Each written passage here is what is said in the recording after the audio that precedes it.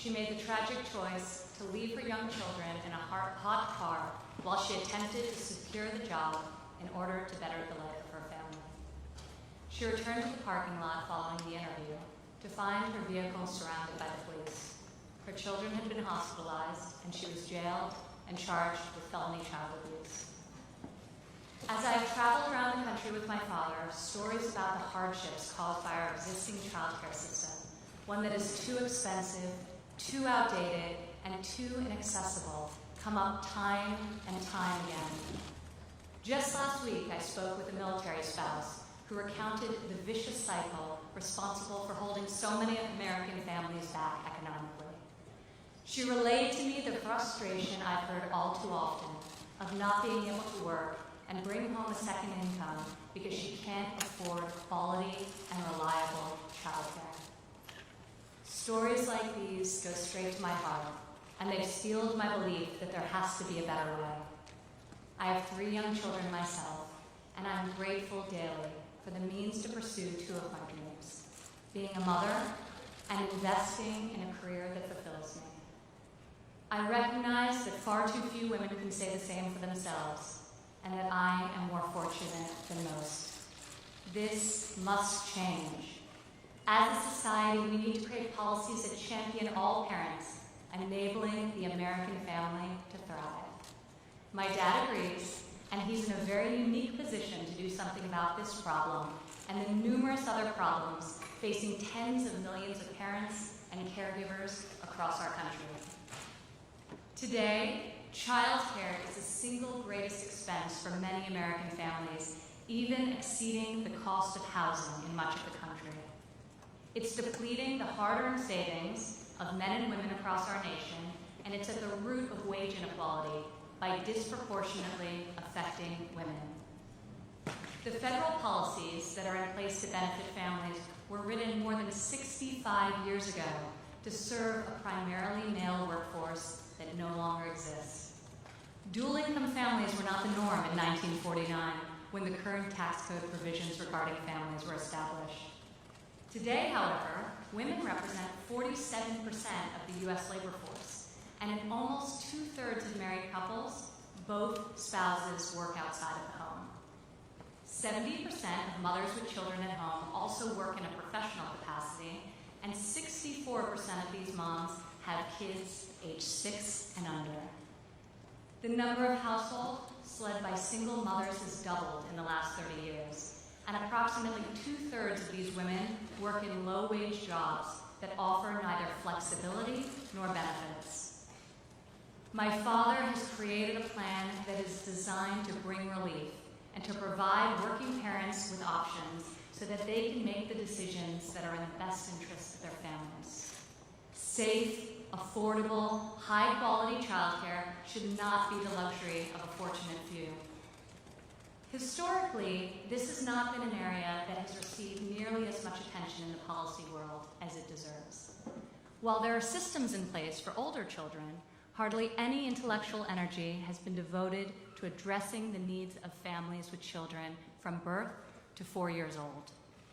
In particular, little focus has been put on determining how best to alleviate the enormous financial burdens childcare places on low-income and middle-income families. At the same time, the United States is the only industrialized nation in the world that does not provide new mothers with paid maternity leave. My father's policy will give paid leave to mothers whose employers are among the almost 90% of U.S. businesses that currently do not offer this benefit. This is a reform that is of critical value and long overdue. My father's plan also recognizes and supports the many women who may not be mothers, but who have left paying jobs to provide care for elderly dependents. This is another example of people who have been routinely ignored by federal policies. Having employed and empowered thousands of women at every level of his company throughout his entire career, my father understands the needs of the modern workforce and is offering a new and innovative solution where others have not. My father's plan also acknowledges the vital contribution of stay-at-home moms and parents, fathers and mothers, who will ensure that they too will receive these new tax benefits. Raising children full-time is one of the hardest jobs anyone can do, and it's essential that our policies recognize and honor that reality. As an employer, a mother, and a woman who works, both inside and outside the home, these are topics I consider of critical importance. The policy my father is about to outline is one that I'm proud to have helped conceptualize, and ensuring its enactment will be one of my top priorities when he is elected come November.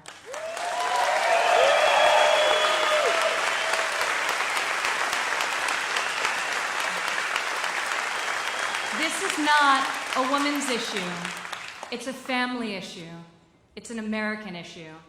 It's an issue that's often been discussed, but has yet to be solved.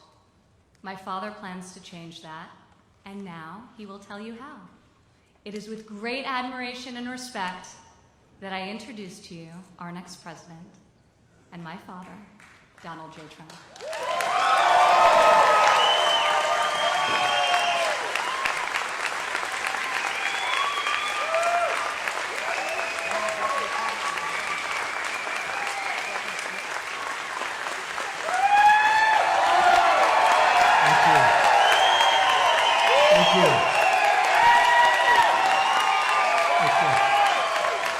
Thank you, everybody. It's very nice. Beautiful.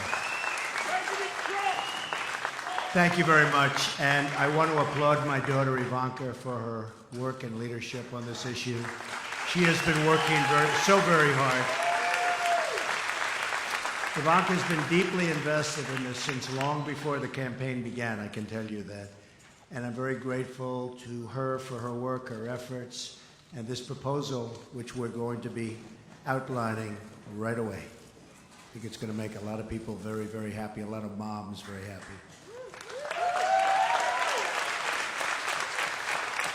I want to also take a moment to recognize Congresswoman Kathy McMorris Rogers, the chairwoman of the House Republican Conference, and a mother of 3 small children, who's been such a leader and worked so hard with us. So, Kathy, we want to thank you very much.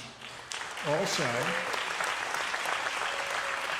we're joined tonight by some amazing members of Congress in our audience. Congresswomen Blackburn, Loomis, Black, Hartzler, and Elmers. Come on up here. Just come on up here.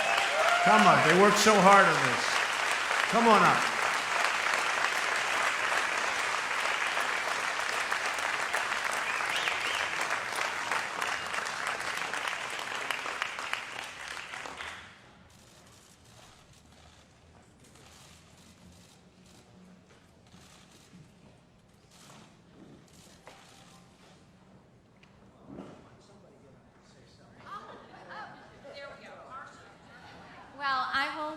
My name is Marsha Blackburn, and I'm from the great state of Tennessee. Woo! And I want to say thank you to all of you for the warm reception that you have given to us. And I want to say a special thank you to Mr. Trump. Focusing on the issues that affect working women is something that is vitally important to each of us standing on this stage. We come from a variety of backgrounds. We have a nurse, we have farmers, we have ranchers, we have teachers, we have small business owners and entrepreneurs. That's the skill set that we bring to Congress and the experience that we draw from. And we know that each of you are much like us.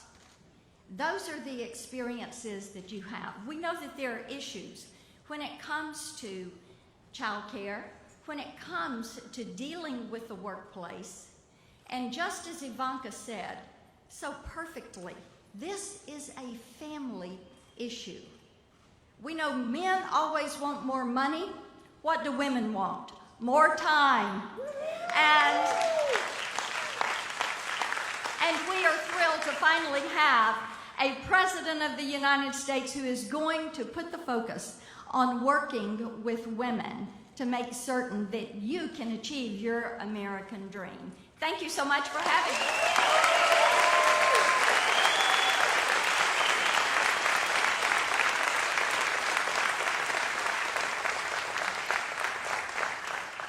Thank you very much. And Mayor Giuliani, please stand up. Rudy Giuliani.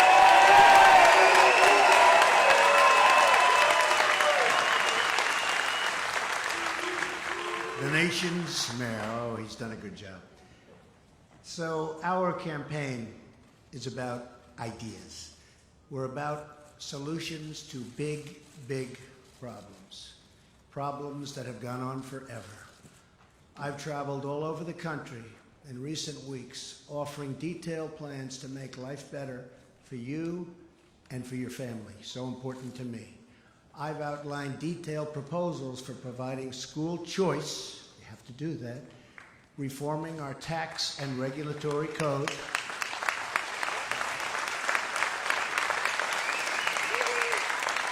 lifting restrictions on American energy, rebuilding our military, changing our foreign policy, fixing our immigration, so important, and keeping our country safe.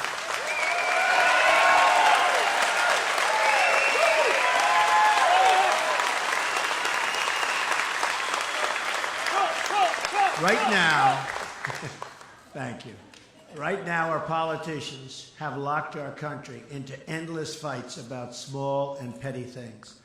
I'm asking the nation to lift our sights and to imagine what we can accomplish if we work together, trust each other, and put the needs of our citizens first for a change.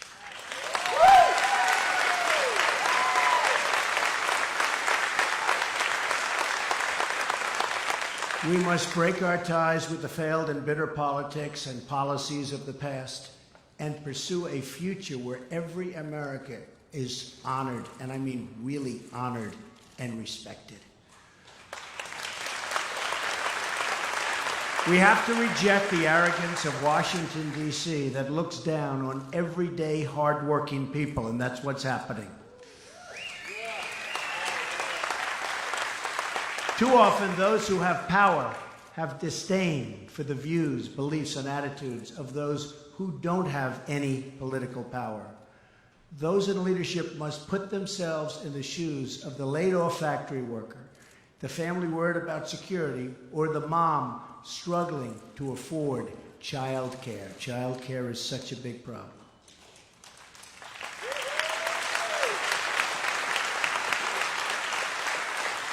And we're going to solve that problem. That means we need working mothers to be fairly compensated for their work and have access to affordable, quality child care for their kids. That's what we're doing. We want higher pay, better wages, and a growing economy for everyone. These solutions must update laws passed more than a half a century ago when most women were still not in the labor force. Most of them weren't even close. Today, nearly 2 in 3 mothers with young children have jobs. For many families in our country, child care is now the single largest expense. Who would think that? Even more so than housing. Yet very little meaningful policy work has been done in this area, and my opponent has no child care plan. She never will, and if it ever evolves into a plan, it'll never get done anyway. All talk, no action.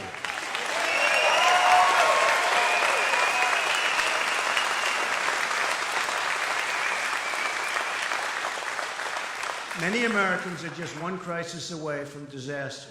A sick kid, a lost job, a damaged home. There is no financial security in our country, especially anymore. But that will change under our pro-family, when you just take a look. It's pro-family, it's pro-child, it's pro-worker. These are the people we have to take care of, and this is what I'm going to be outlining tonight. Before going any further, I want everyone watching on TV, and there are a lot of people, right now, to go to donaldjtrump.com to read the full plan, great detail. The first part of my child care plan allows for every parent or family in America, including adoptive parents and foster parent guardians, to deduct their child care expenses from their income taxes. That's a first.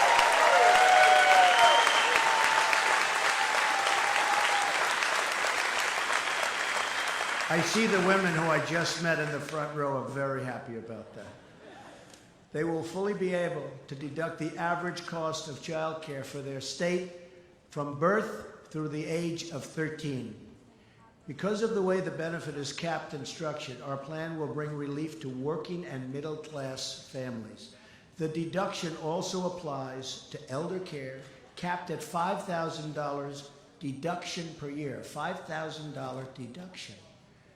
Importantly, our policy also supports mothers who choose to stay at home and honors and recognizes their incredible contributions to their families and to our society.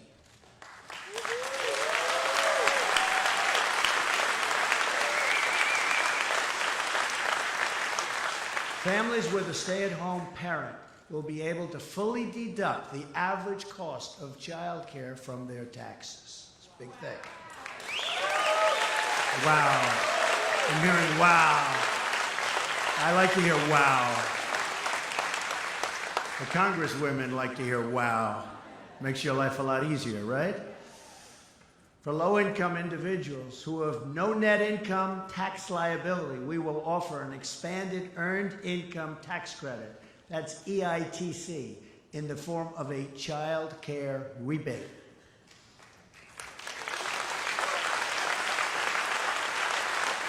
Working parents can get an expanded EITC benefit that equals up to half of their total payroll tax, a major relief for low-income parents. Low-income parents have it tougher than anybody. This translates to as much as an extra $1,200 in EITC benefits for working families.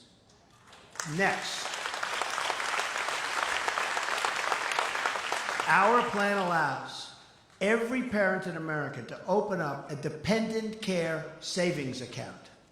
Families can contribute up to $2,000 a year to these accounts, completely tax-free.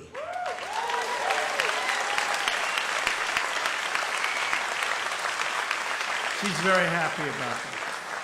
Ivanka is very happy about this.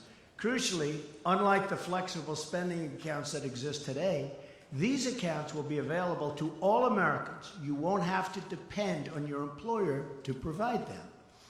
Immediate family and employers, and this is like right away, can also contribute to a dependent account, each of which is designed and designated for a specific child, including an unborn child. The money that is put into these accounts can also be spent not only on child care, but also child enrichment activities. Let's see. We'll start with that child. That will be our first child.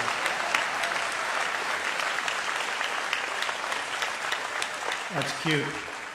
Additionally, the funds in these accounts do not expire at the end of the year. They don't revert to employers or to the Treasury. Instead, the funds roll over so that while only $2,000 can be contributed each year, unspent sums can accumulate and create substantial savings, tremendous savings, actually. These savings can be used by parents to help give their kids school choice and will thus contribute to the school choice reforms I outlined last week. A lot of good outlines last week on schools, and really popular, I will tell you. The funds will remain in the account until the age of 18. Whatever still remains at that time can be used to help offset the cost of higher education for your child.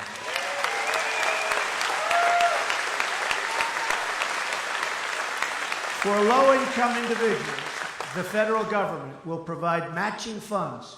If parents contribute $1,000, the federal government will provide a $500 match. To help low-income families reach these targets and save money, we will put a box on federal income tax forms, allowing these parents to have their earned income tax credit funds directly deposited into their dependent care savings accounts. Pretty simple. These dependent care savings accounts can also be set up to provide care for elderly dependents, of which we have many. Many, many, many.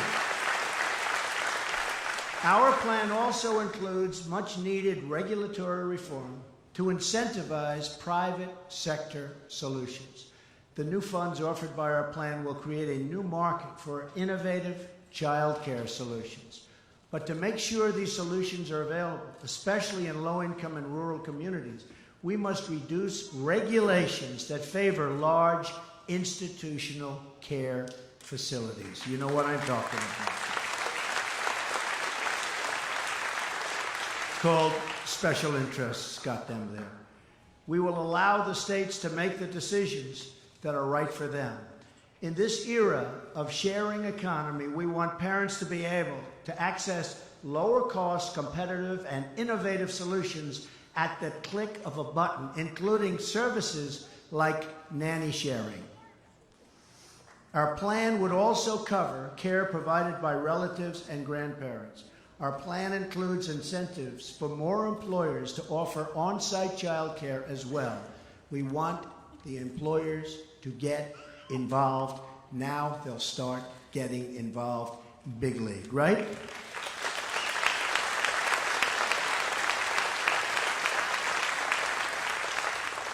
And you'll start liking your employer a lot more. That's one of the benefits. This can often be a good solution for many working parents and can save them up to 30 minutes in commute time. It's a lot. Currently, only 7% of employers provide these services, not very much. Our plan will expand tax deductions for employers, allow companies to pool resources to provide shared, and this is, I think, so important, provide shared child care services, and remove needless requirements that have prevented employers from using the credit. The requirements are so onerous that they never get to use it, even though in many cases they would like to. Finally, our plan offers a crucial safety net for working mothers whose employers do not provide paid maternity leave. This solution will receive strong bipartisan support. Do you agree with that? Do you think? When you go to the other side, they'll be okay? I'm hearing they will be. We'll get them to be okay, right? And we'll be completely self-financing. I think you will. You'll have bipartisan support. By recapturing fraud and improper payments in the unemployment insurance program, we can provide 6 weeks of paid maternity leave to any mother with a newborn child whose employer does not provide the benefit.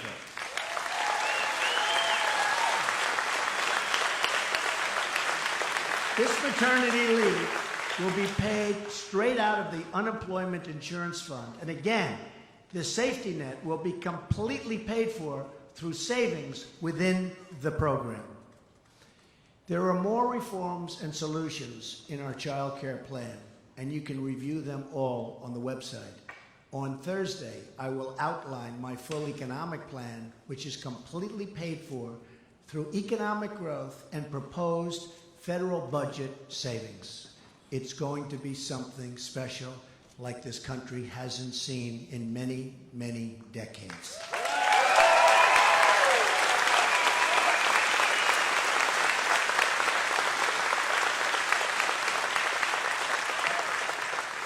Together, our tax, trade, regulatory, and energy policies will add trillions and trillions of dollars in new deficit-lowering growth.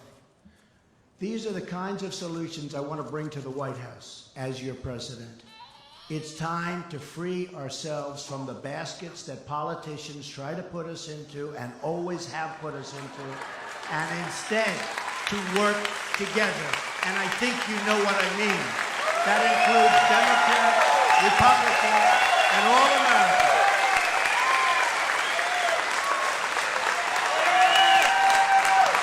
I think you know.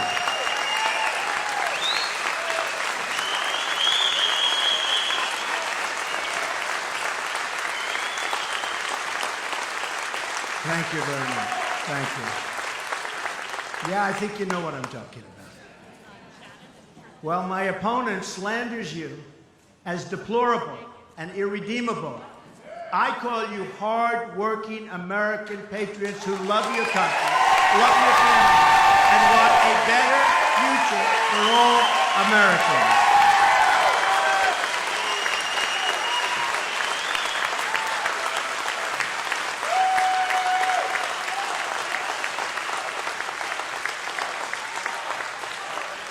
Thank you. Thank you. It's time to end the rule of special interests and to begin the rule of the American people. That's what it's all about. It's going to be a big change. It's time to stop fighting over the smallest words and to start dreaming about the great adventures that lie ahead for our incredible country.